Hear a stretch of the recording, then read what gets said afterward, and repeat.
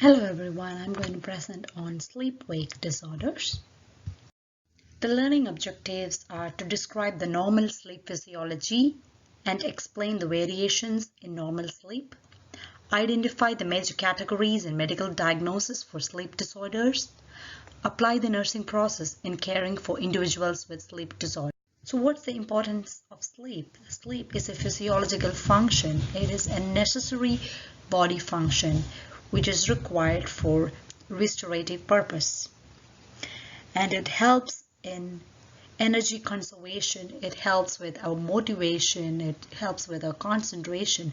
If we are sleep deprived, it can cause physical and cognitive impairment.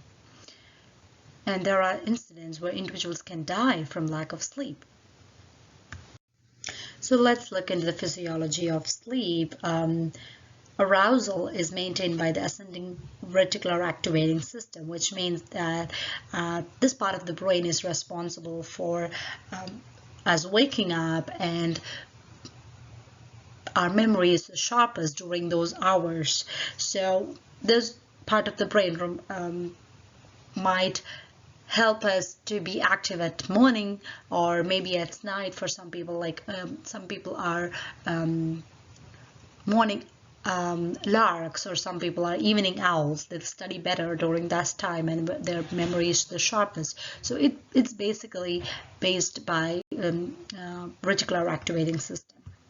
Another part of the brain which is responsible for our sleep-wake cycle is the suprachiasmatic nucleus in the hypothalamus.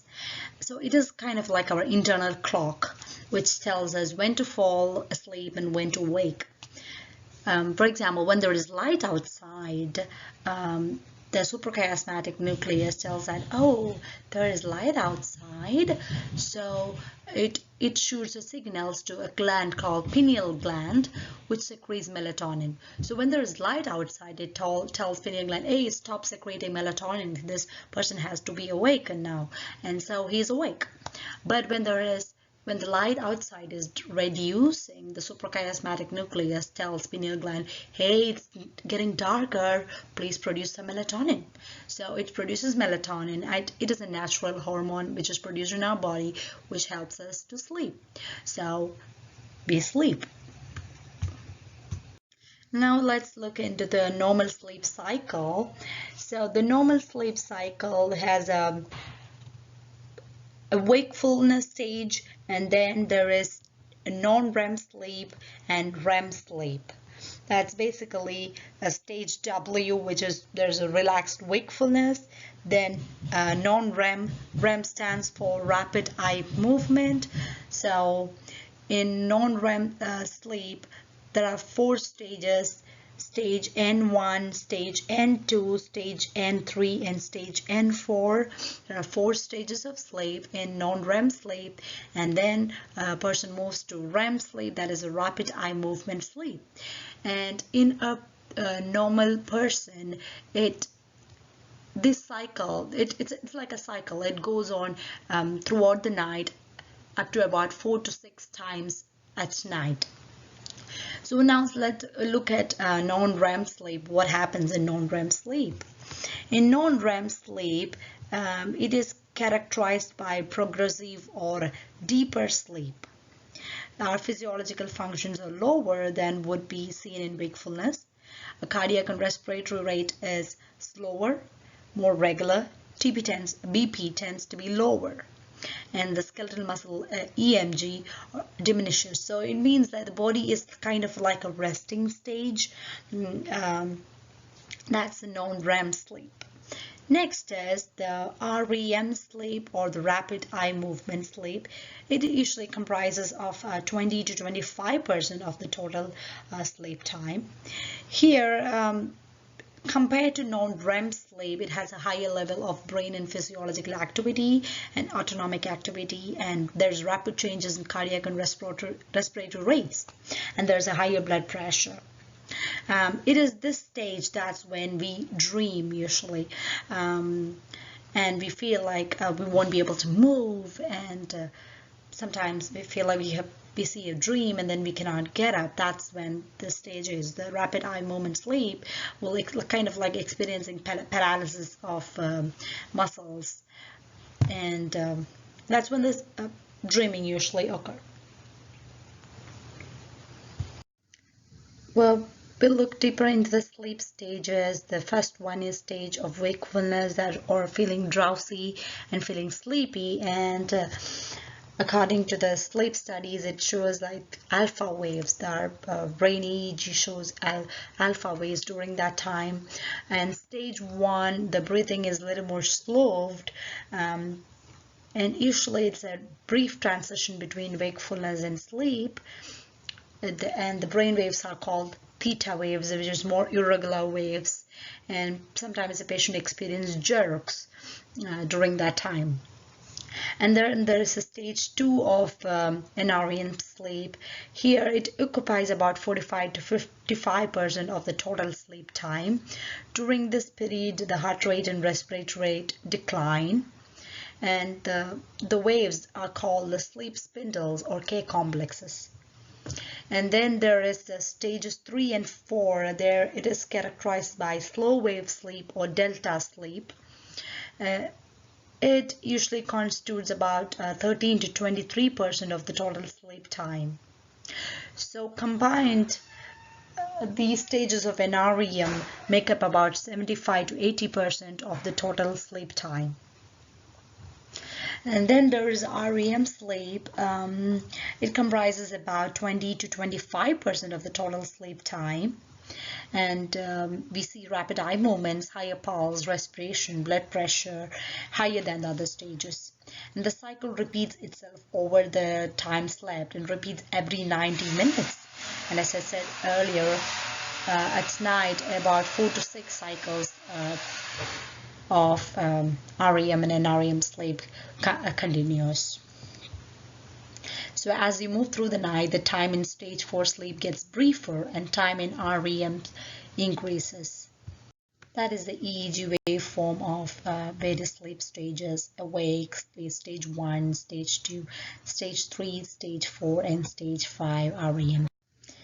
As we move through the night, our stages, the non-REM sleep shortens and the REM sleep becomes prolonged. Now let's look at the sleep pattern changes over the lifespan. A neonatal period, the REM sleep is more than 50% of the total sleep time, and infant moves directly into rapid eye movement. By 4 months, the REM amount drops to 40%. And by young adulthood, REM time moves to 25%. This pattern remains about the same until old age. We can see both reduction in both REM time and slow wave sleep for older adults. This is the young adulthood distribution of sleep. So NREM comprises about 75% of the sleep time, stage 1 usually 5%, stage 2 45%, stage 3 about 12%, and stage 4 13% of the sleep. And REM is the rest of it, like the 25% of the total sleep time will be REM. As I've mentioned earlier, sleep deprivation can cause death even, and when we look into epidemiology, approximately 35% of American adults don't get adequate sleep, and we know that all of us know 80% of college students don't get adequate sleep. Inadequate sleep is linked to decreased work, school performance, increased accidents, and having a negative impact on health. For example, there is increased hypertension, stroke, obesity, heart disease, and diabetes.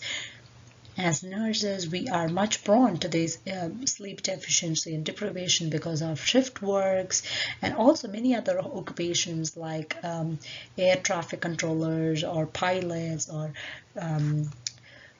heavy truck drivers. People who have a shift works all have are not able to sleep during the normal sleep-wake pattern, and they tend to be sleep deprived. And for patients with psychiatric disorders, it can cause increase in depression, bipolar episodes, anxiety, and even psychotic episodes. For children, this can result in increased behavior and school problems. So how much sleep is enough? For school-age children, about 10 hours a night is required, which is recommended. And for adolescents, 9 to 10 hours is recommended. And for adults, 7 to 8 hours is recommended. But everyone is different. Some adults are fine with 5 hours. Some may need 10 hours. This article will show us if you are sleep deprived. Are you sleep deprived? Let's look. It's a struggle to get out of bed in the morning. I'm tired, irritable, and stressed out during the day. I feel slow with critical thinking and problem solving. I often fall asleep in meetings, lectures, or warm rooms. Have short sleep latency. I feel like I need a nap to get through the day. I can feel drowsy while driving. I have trouble concentrating and remembering. I need an alarm clock in order to get up at the appropriate time. I hit the snooze button several times before I finally get up. 3 or more yes answers could indicate sleep deprivation. Let's look into the bad habits. So, what are some bad habits for sleep? Poor sleep environment, a bad schedule, consuming too much caffeine, alcohol, food prior to bedtime, not getting themselves in a good pre-bed mindset. These are all bad habits for sleep. So when you perform assessment, what things do we have to assess? Look, if the patient is complaining about not able to sleep, or ourselves, what is if we are not able to sleep properly, what's happening to us? Is the environment comfortable? Is there uncomfortable mattress or pillows? Is it a too warm room? Is there too much light? Is there a disturbing bed partner? Noisy outside environment like the one now? We are having some construction going on and it's making a lot of noise. Then what are they doing? Consuming caffeine before going to bed, heavy eating before going to bed, working on computer or tablet before going to bed, using alcohol to help get to sleep, napping during the day. I won't be able to sleep at night if I'm doing all this. What are they not doing? What am I not doing? Maintaining a regular sleep or wake cycle, winding down 1 hour before bedtime. So what are some recipes for good sleep? Sleep hygiene. Try to maintain same sleep and wake times. Weekday, weekends, or vacation, try to sleep at the same time. Avoid caffeine and alcohol before bed. Avoid rich, heavy foods before bed. Have 1 hour before bedtime to wind down. Avoid tablets, iPhones, any Android phones, laptops. Exercise regularly, but not in the late evening. Late afternoon is best for good sleep. So what are some complaints? First is insomnia. It is inability to sleep and or poor quality of sleep. Patients usually report difficulties falling asleep, difficulties staying asleep, and early AM awakening with inability to return to sleep. It usually results in impairment or distress. It can be situational, episodic, persistent, or recurrent. Episodic means symptoms for 1 month but less than 3. Persistence, if symptoms present 3 months or longer, it's called persistent insomnia. Or recurrent, it means 2 or more episodes in the time of 1 year. It is known as recurrent insomnia. So when you're in assessment, you have to look for bad habits, sleep hygiene, or if there is a poor sleep environment.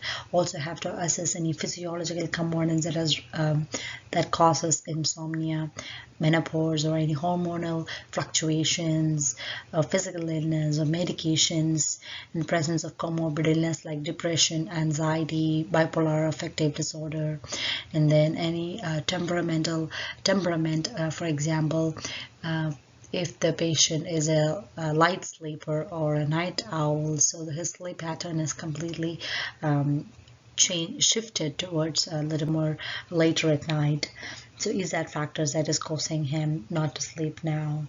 So, and the textbook Halter describes Spielman's 3P model of insomnia, which mentions about predisposing factors, precipitating factors, and perpetuating factors for insomnia.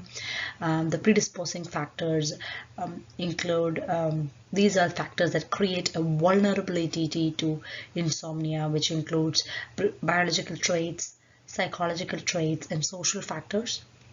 And then he mentions the precipitating factors.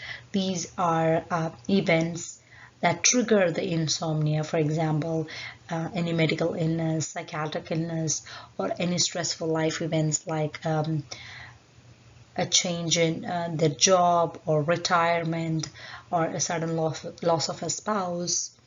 And then there are perpetuating factors, which are practices and attributes that maintain the sleep complaints, such as excessive caffeine or alcohol use, spending excessive amounts of time in bed or napping, and worrying about the consequences of insomnia, which continues this pattern of insomnia. All of us can experience episodes of sleeplessness or poor sleep at times. Find a week, getting ready to go on a big trip, etc. It should pass and things should return to normal. So the concern is when there is chronic insomnia. So DSM-5 states that at least 3 nights a week for at least 3 months is known as a chronic insomnia, and should result in significant distress or impairment. So what's happening? Why does this patient experience insomnia? It says that one proposed theory is conditioning and learning, which means it starts with something that disrupts sleep, maybe a physical or psychological or environmental factor. Then the person develops a mindset like, I can't sleep. Then whenever they try to sleep, it's like, oh my goodness, am I going to sleep? Or is it going to sleep? I may not be able to sleep. It kind of creates a physical and psychological tension. And then it moves into a vicious cycle. Every time he goes to bed, he feels like, oh no, I won't be able to sleep. And with that mindset, if he goes to bed, and then he will not be able to sleep. Cognitive behavioral therapy is the most effective treatment for primary insomnia. And try to avoid medications to the maximum possible way. As we mentioned earlier in class, we try to avoid benzodiazepines and sedative hypnotic class because of their higher abuse potential and tolerance and dependence potential. So the most common drugs which is used are the non-benzodiazepine class or the Z drugs. And for there is any secondary insomnia, there is a comorbid underlying illness. After managing the problems, again, cognitive behavioral therapy is being considered. For treatment-resistant insomnia, a full sleep study should be done in order to determine what is going on, which might include a polysomnography, complete sleep study. It is the most common sleep test and is used to diagnose any sleep-related breathing disorders or even nocturnal seizure disorders which might be affecting his sleep. And there are other tests which are like MSLT, which is multiple sleep latency test. And also there is maintenance of wakefulness test and actigraphy, which records body movement over a period of time.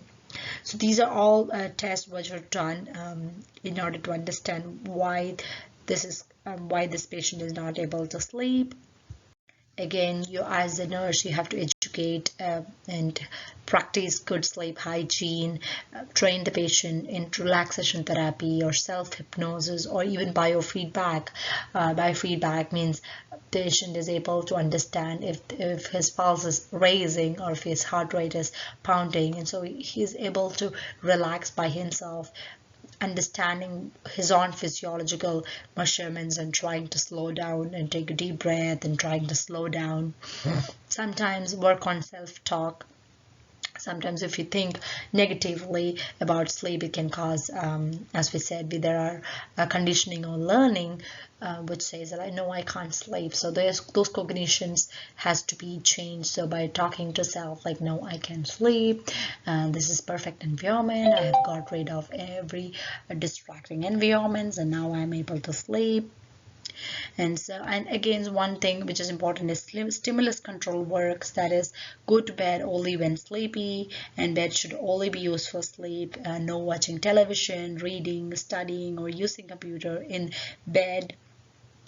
And if you do not get to sleep after going to bed, get up and do something restful and return to try and sleep when feeling drowsy. That is stimulus control work.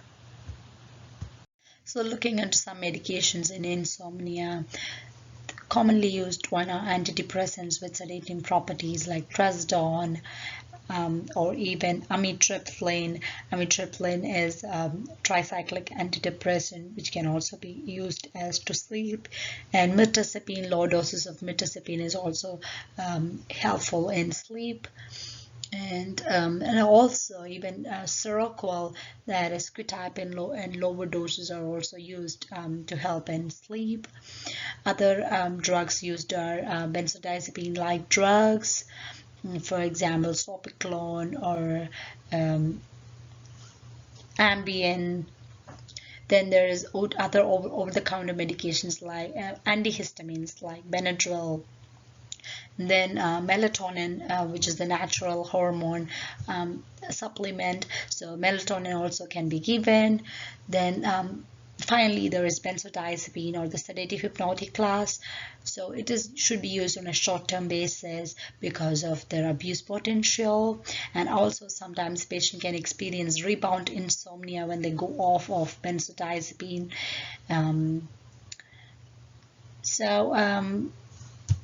So we try to medicate the patients as well, but try to avoid the benzodiazepine sedative hypnotic class to the maximum possibility.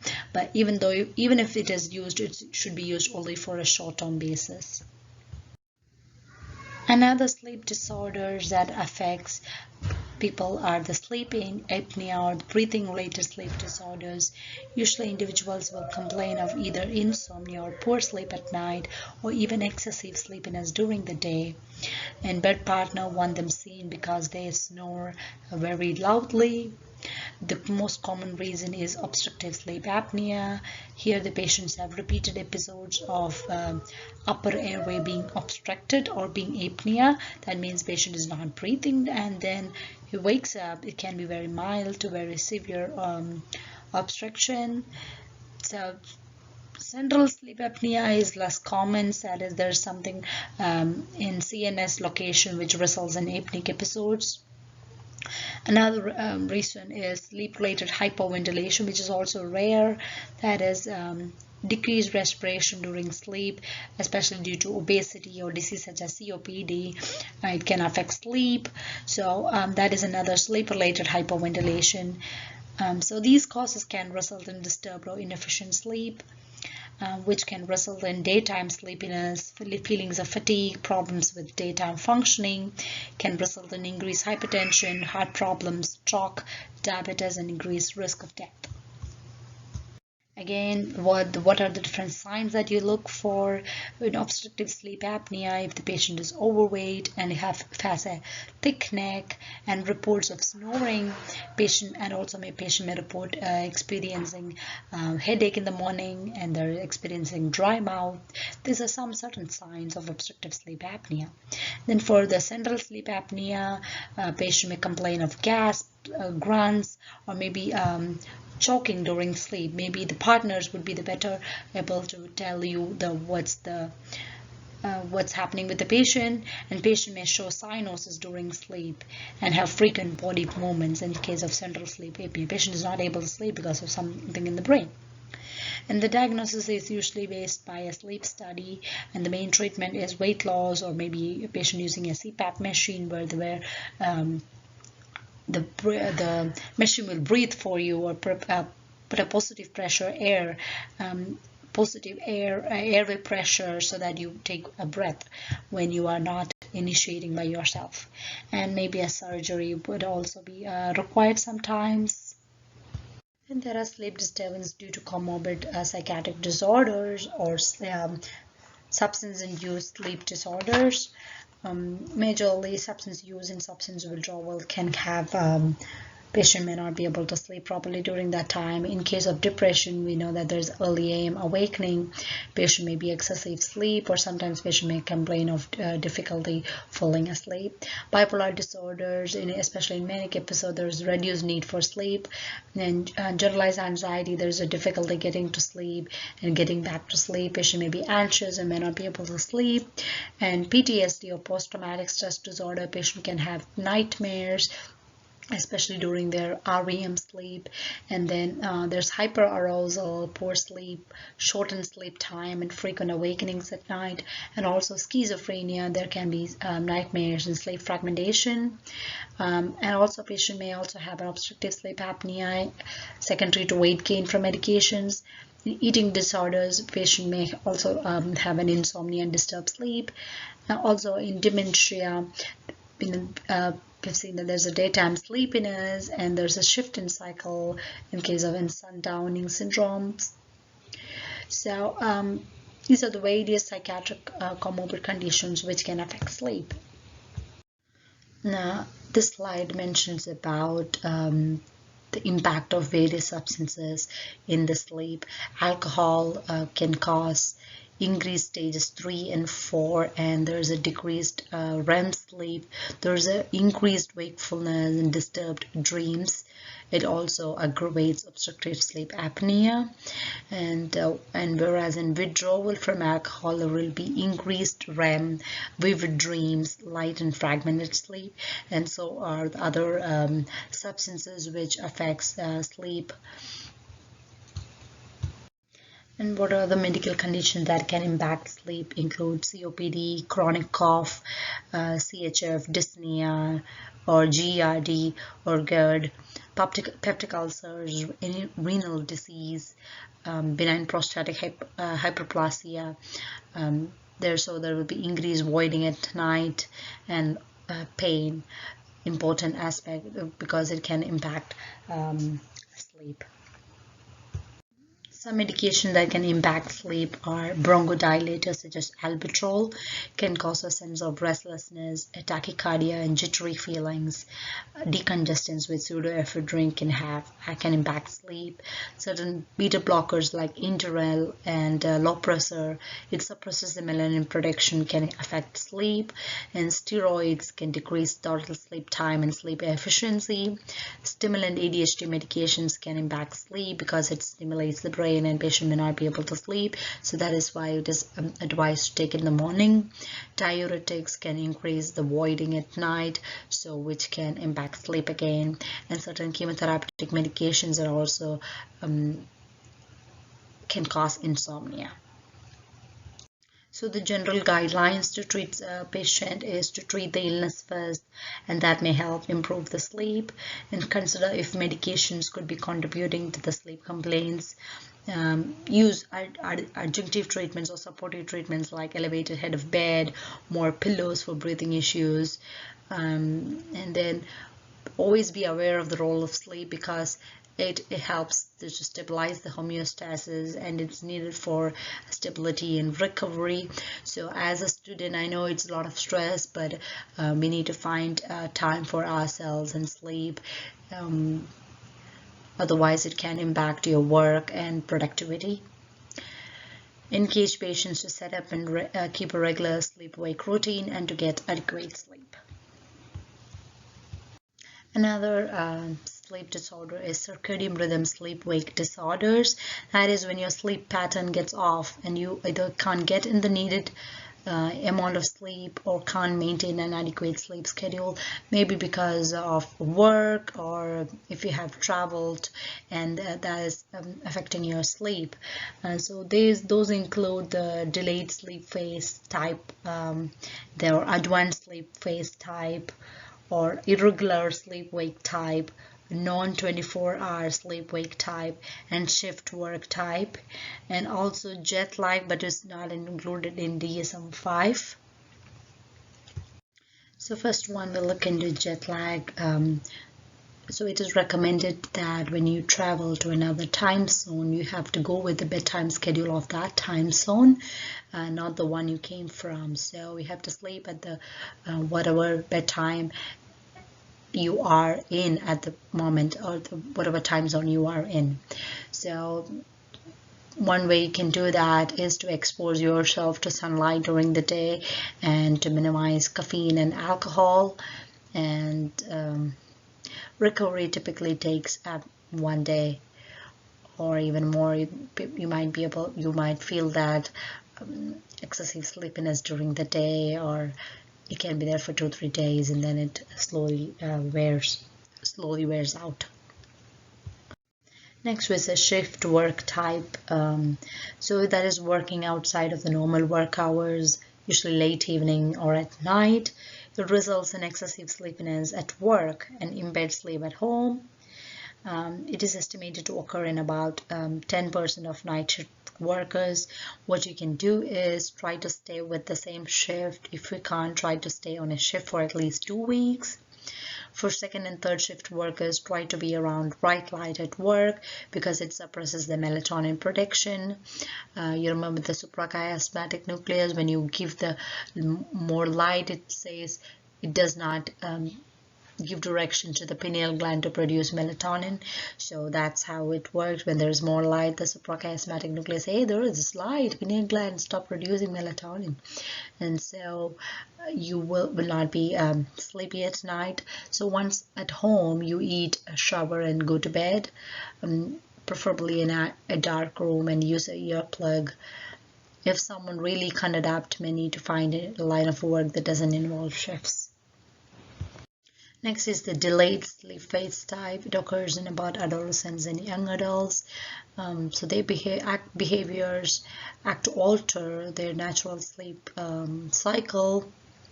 So they might stay up late on phone, computer, gaming, or even studies, right? And then struggle to get up in the morning. So usually are tired and out of sorts during the daytime. When try to go to sleep at a regular bedtime, they cannot fall asleep. The treatment is reset the body clock, but does take time. So a delay of more than 2 hours between the desired time of sleep and actual sleep is called the delayed sleep phase type. Results in delays in waking. It is rare in general population, but more common in adolescents. About 7% is seen to have a delayed sleep phase type. Another circadian rhythm sleep disorder is advanced sleep phase type, where it's the typical morning person and awakens early a.m. and is active, functional, and cheerful, goes to bed early. Some have always been like this. Others may develop this in late adulthood. Generally do well if they can set up life or schedule that supports this type of cycle. So sleep begins several hours earlier and ends several hours earlier than desired. It affects about 1% of middle-aged adults and becomes more common with age. Next, we'll look into non-REM sleep arousal disorders. First one is sleepwalking. These are otherwise known as parasomnias. So non-REM sleep arousal disorders, usually it includes sleepwalking and sleep terrors. Sleepwalking affects 10 to 30% of children. It may show a sleepwalking episode. Often about 2 to 3% have sleepwalking. For adults, the prevalence is less. It is usually less than 1%. Here, the major factor is safety. Waking a person is not recommended. Having a safe environment is recommended. They usually don't remember having a sleepwalking episode if you woke them up. So sleepwalking is otherwise known as somnambulism. It consists of a sequence of complex behaviors that begins in the first third of the night during the NREM sleep. Usually the individuals leave the bed and walk about without full consciousness and will not remember the event later. The individual may dress, go to the bathroom, leave the house, and in some extreme cases drive a car. It is common in children between the ages of 4 and 8. usually disappears in adolescence.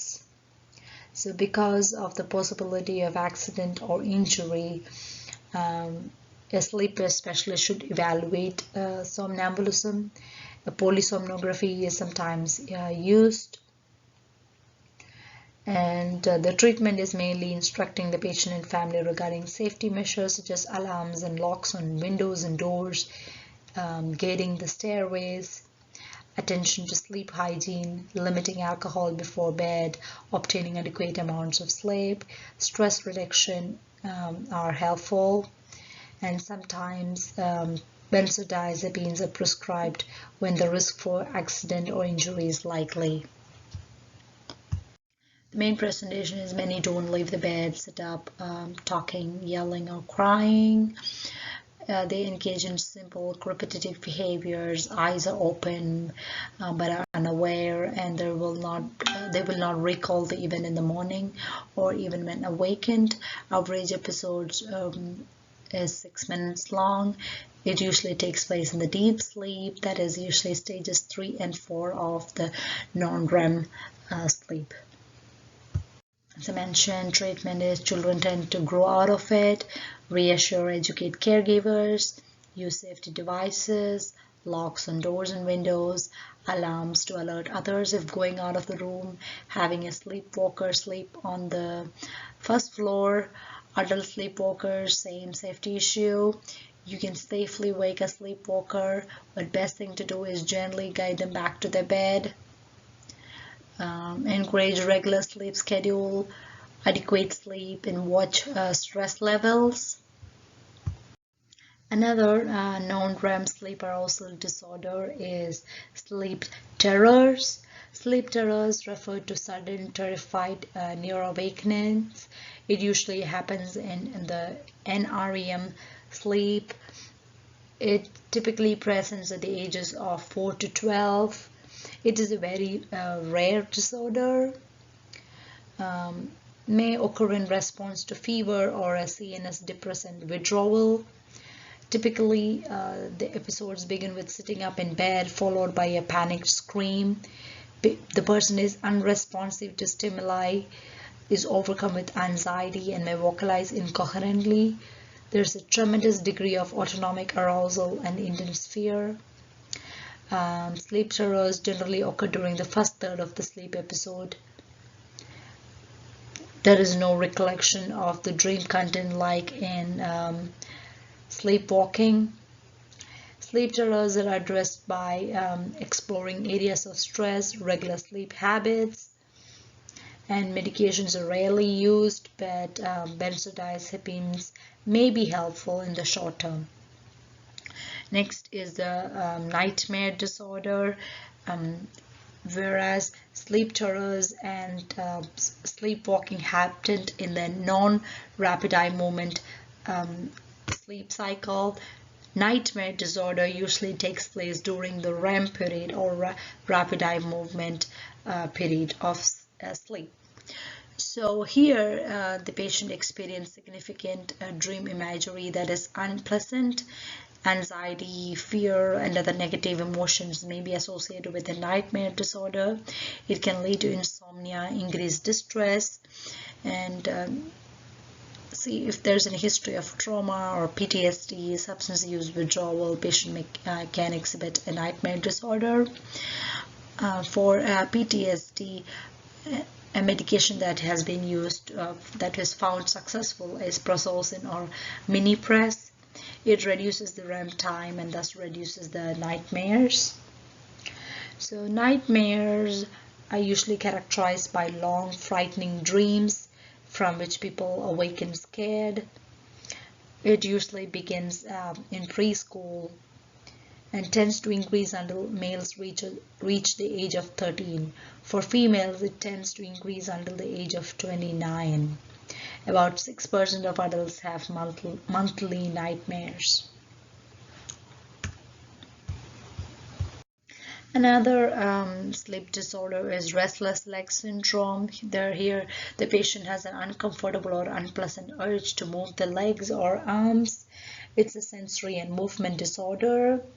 and it's the prevalence rate is about 2 to 7%. Females are more affected than men, and there is an increased risk of restless leg syndrome in pregnancy. 12% of pregnant women are affected, and half of those affected continue to have restless leg syndrome in the postpartum. And the patient described experiencing creeping, crawling, tingling, itching, a feeling like I have to move. Yeah, and results in disturbed sleep and increased fatigue.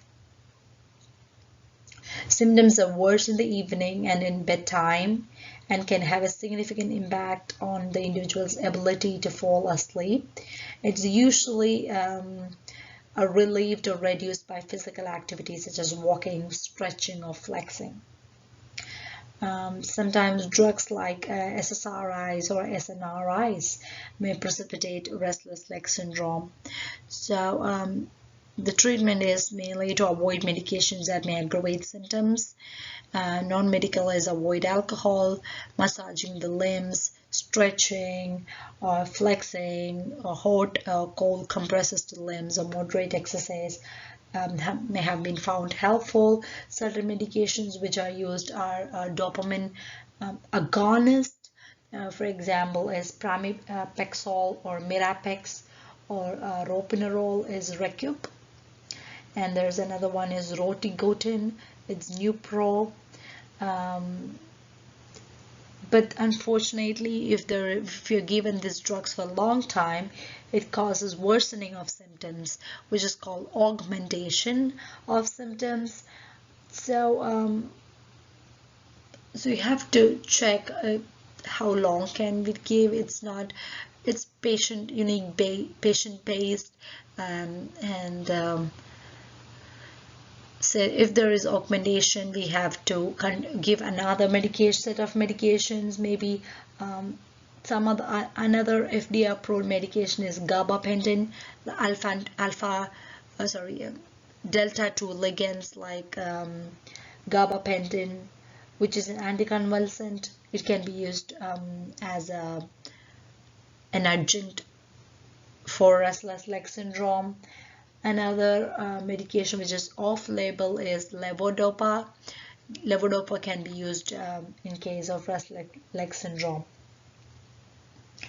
A non-pharmacological treatment recently approved by FDA is a pad called Relaxis that works by providing counter-stimulation of the legs in the form of vibration that slowly tapers off through the night. Individuals who have had a deep vein thrombosis within the past 6 months should not use this treatment. Next sleep-wake disorder is narcolepsy. Here, the patients have an uncontrollable urge to sleep. It is seen in less than 0.05% of the general population. It is more commonly seen in men, usually in their young adulthood, which can persist throughout the lifespan. It may also be accompanied by a cataplexy phenomenon. Cataplexy means where there's a sudden loss of muscle tone, or maybe just the facial expressions, or facial expressions like grimacing or opening the mouth widely. So it can be triggered by strong emotions such as anger, frustration, or laughter. It usually lasts for several minutes, and patient will recover completely after a few minutes, and this can be very terrifying to the patients. It says that what a probable physiology is, it's occurrence of REM sleep paralysis during wakefulness. While you're awake, patient is suddenly having a REM sleep episode.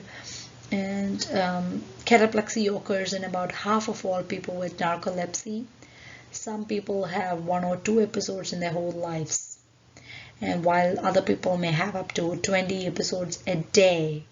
It can have a major impact on people's social lives, functioning, and even safety. It can disrupt the school, work, driving, and typically appears between the ages of 10 and 30. Treatment for narcolepsy includes medications such as stimulants like methylphenidate, or amphetamine or modafinil or armodafinil, and there's an antidepressant such as sodium oxybate. It is also used to treat daytime sleepiness, so that could be used. And depending on the severity, cataplexy can be treated with medications. And the example is sodium oxybate or Xyrem. It is FDA approved for cataplexy. It takes up to 8 weeks to become effective. Some SSRIs and tricyclic antidepressants are used off-label for this condition.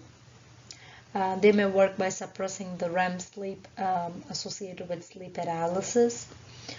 So another, just as sleep hygiene, brief, regularly scheduled daytime naps, 15 to 30 minutes in length. So if you have a daytime naps regularly, you may not just fall off asleep. Another sleep-wake disorder is hypersomnolence or excessive daytime sleepiness. It has a prevalence about 5 to 10% of individuals. And hypersomnolence disorder is chronic, 3 months or more, and it begins in young adulthood. It affects males and females equally. These patients report recurrent periods of sleep or unintended lapses into the sleep, frequent napping, and a prolonged main sleep period of greater than 9 hours. Even though they slept, the patient does not feel refreshed, so it is non-refreshing or non-restorative sleep regardless of the amount of time slept, and difficulty with full alertness during the wake time. So it significantly impairs social and occupational functioning. Cognitive impairment is common as an increased risk of accident or injury associated with sleepiness are also seen. The treatment is first do assessment, rule out substance use or withdrawal, head trauma, viral infection, sleep apnea, or if the history of sleep deprivation. And the other treatment include regular sleep hygiene and in pharmacotherapy, medications like long-acting amphetamine-based stimulants such as methylphenidate and non-amphetamine-based stimulants such as modafinil are found to be helpful in case of hypersomnolence. So mainly methylphenidate or modafinil are the pharmacotherapeutic management for hypersomnolence. So we mentioned sleep terrors earlier. Again, sleep terrors happens during the NREM sleep. It is a non-rapid eye movement sleep arousal disorder. It does not occur during REM sleep, so person is actually not dreaming. Patient may not even remember what happened. They may have autonomic responses. Patient will have extreme anxiety. Patient may not recollect the dream content later. They usually begin with sitting up in the bed, followed by a panicked scream. And the prevalence is unknown, is more common in young children than adults. Outwardly, the individual presents as in terror, awakens with a cry, and shows intense autonomic arousal and fear. This patient can be difficult to soothe. So for treatment, typically the patients or children will grow out of this, and the parents need to be reassured. Even though the child seems to be terrified, he isn't actually scared. Soothe the child and let him or her return to sleep. For adults, sleepwalking and night terrors go hand in hand. That is the usual presentation. May increase or worsen in times of distress. Main treatment is to have a regular sleep habits, and medications are rarely used, but in short term, benzodiazepines have been found to be helpful. Next, we'll look into REM, sleep behavior disorder. So it happens in the REM stage of sleep. It is characterized by motor activity associated with dreaming. So here the patient is not aware of his or her behaviors. It is not his expression of his uncontrolled, unconscious desires. It is very rare, but it can result in injury, embarrassment, or increased anxiety. The treatment of choice is Klonopin. It's an intermediate-acting benzodiazepine, and then SSRIs and SNRIs have found to induce or exacerbate episodes, so should be avoided in those patients. So we found the various sleep-wake disorders. So again, how to assess the sleep patient, what all questions can be asked. So some questions are, how long have you had trouble sleeping? What do you think started the problem? Do you have trouble falling asleep when you go to bed? Do you awaken during the night? How often does it happen? When you awaken, do you have trouble falling back asleep? Do you awaken early in the morning? How would you describe your usual night of sleep? Do you feel rested? How is the quality of sleep? Do you feel sleepy or have sleep attacks during the day? Do you nap during the day? Do you have trouble concentrating during the day? So these are part of the sleep history. And again, how's your schedule at work? Does it change every week? Or does your job requires shift changes or travel? How's his sleep environment? If there's a partner involved, does she snore or moves a lot or is restless? Any history of caffeine? And if they drink caffeine, how much and what do you drink? At one point, do you stop before going to bed? Or history of alcohol abuse or history of tobacco need to be assessed. Again, patient need to be asked about if they have pain, and does that awaken him at night, or are you awakened at night by the need of to use bathrooms? If there is a polyuria or diuresis, or even a BPH can cause difficulty urination and have an urgency to urinate. And patient, does he take some medications already, and what dosage is he taking? What other prescription or over-the-counter medication does he take? And ever been told that you snore? Again, does your sleep partner snore? Does your sleep partner seem to stop breathing during the night? Does your sleep partner jerk his or her legs or kick you while he or she is sleeping? That is mainly the sleep. So we are looking into what kind of assessment do you do when you have a patient with insomnia or some kind of problem initiating or maintaining the sleep. This diagram shows regular sleep diary. I went to bed at what time and date. So it gives a picture of how you're feeling for the week or how you're feeling for 10 days and how was it from the previous. Does it sleep has improved or has it worsened? Or just keeping in track what is helping and how has sleep been. So that's called a sleep diary. Here are some resources for you and your patients.